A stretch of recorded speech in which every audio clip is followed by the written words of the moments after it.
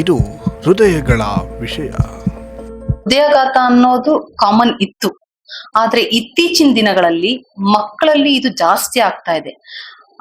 ಮೊನ್ನೆ ನೋಡ್ದಂಗೆ ಈ ನಮ್ಮ ಜಿಲ್ಲೆಯಲ್ಲೇ ಆದಂತ ಗುಬ್ಬಿಯಲ್ಲಿ ಇರ್ಬೋದು, ಮತ್ತೆ ಪಾವಗಡದಲ್ಲಿ, ಮತ್ತೆ ಚಾಮರಾಜನಗರದಲ್ಲಿ 3ನೇ ತರಗತಿ ವಿದ್ಯಾರ್ಥಿನಿ ಈ ತರ ಅದು ಮಕ್ಕಳಲ್ಲಿ ಇದು ಹಾಕ್ತಾ ಇರೋದು ಜಾಸ್ತಿ. ಯಾತಕ್ಕೆ ಅಂತ ಸರ್? ಸೊ ಮೊದಲಿಗೆ ಈಗ ನಾವು ನಾಮಿನ್ಕ್ಲೇಚರ್ ಅಂತ ಕರಿತೀವಿ. ಹೃದ್ರೋಗ ಅಂದ್ರೆ ಏನು, ಮತ್ತೆ ಕಾರ್ಡಿಯಾಕ್ ಅರೆಸ್ಟ್ ಅಂದ್ರೆ ಏನು, ಇದ್ರ ಬಗ್ಗೆ ನಾವು ಮಾಹಿತಿ ತಗೋಬೇಕಾಗತ್ತೆ.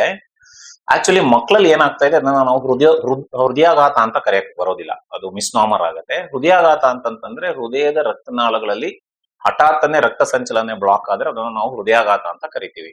ಬಟ್ ಈಗ ಏನು ಇನ್ಸಿಡೆಂಟ್ಸ್ ನಡೀತಾ ಇದೆ ಇದೇನು ಹೊಸ ಇನ್ಸಿಡೆಂಟ್ಸ್ ಅಲ್ಲ, ಮುಂಚೆನೆಲ್ಲ ಈ ತರ ನಡೀತಾ ಇತ್ತು. It's a rare phenomenon.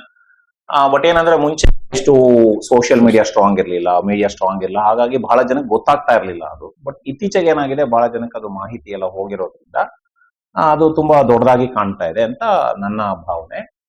ಇದು ಹೃದಯಾಘಾತ ಅನ್ನೋದಕ್ಕಿಂತ ಇದನ್ನ ನಾವು ಕಾರ್ಡಿಯಾಕ್ ಅರೆಸ್ಟ್ ಅಂತ ಕರಿಬೇಕಾಗುತ್ತೆ. ಕಾರ್ಡಿಯಾಕ್ ಅರೆಸ್ಟ್ ಅಂತಂದ್ರೆ ಹೃದಯದಲ್ಲಿ ಬೇರೆ ಬೇರೆ ಕಾಯಿಲೆಗಳಿಂದ ಹಠಾತ್ತನೆ ಹಾರ್ಟ್ ಸ್ಟಾಪ್ ಆಗ್ತಕ್ಕಂಥದ್ದು, ಅದು ಕಾರ್ಡಿಯಾಕ್ ಅರೆಸ್ಟ್ ಅಂತ ಕರಿತೀವಿ.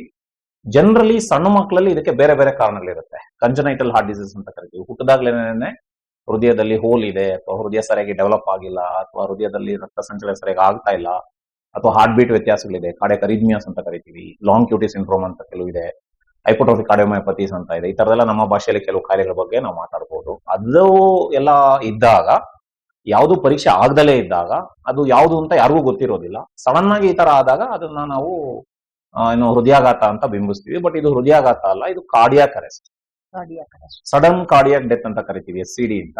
ಅಂದ್ರೆ ಮಕ್ಕಳಲ್ಲೂ ಈ ತರ ಆಗೋದು ಸಹಜ ಅಂತ ಹೇಳ್ತೀರಾ? ಮಕ್ಕಳಲ್ಲೂ ಕೂಡ ಆಗೋದು ಇದು ಸಹಜ. ಇದು ಹೃದಯಗಳ ವಿಷಯ.